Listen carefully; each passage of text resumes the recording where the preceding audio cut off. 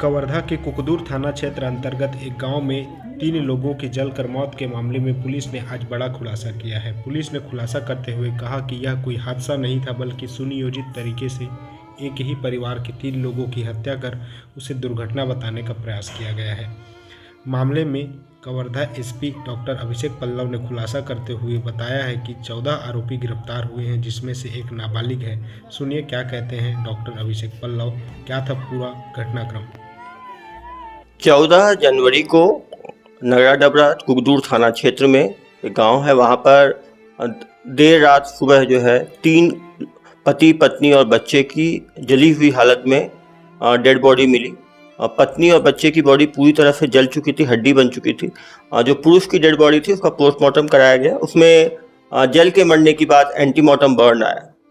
वहाँ पर टंगिया था, बर्तन थे, उनमें खून के पोछे हुए निशान जो है वो देखे जा रहे थे। उसको फोरेंसिक एग्जामिनेशन के लिए भेजा गया था। दुर्ग से फोरेंसिक टीम बुलाई गई थी। फोरेंसिक टीम द्वारा प्रथम दृष्टया बताया गया कि छत में आग लगी, छत में आग लगने से लकड़ी गिरने के कारण जल के संभवतः इनकी जान गई होगी। लगातार गांव में ये बात सामने आ रही थी कि छठी में कुछ लड़ाई हुई थी और उसके बाद कुछ गांव वालों ने मिलकर हत्या कर दी होगी, ऐसी बात गांव में चल रही थी। हमने पूछताछ के लिए 6 संदेहियों को बुलाया था, लेकिन उन्होंने उस टाइम नहीं मारा था। अभी एक संदेही जो था उसके शर्ट में लाल रंग के निशान दिख रहे थे, जो संभवतः खून के हो सकते थे, तो उसके शर्ट और पैंट को हमने, जैकेट को फोरेंसिक एग्जामिनेशन के लिए भेजा था।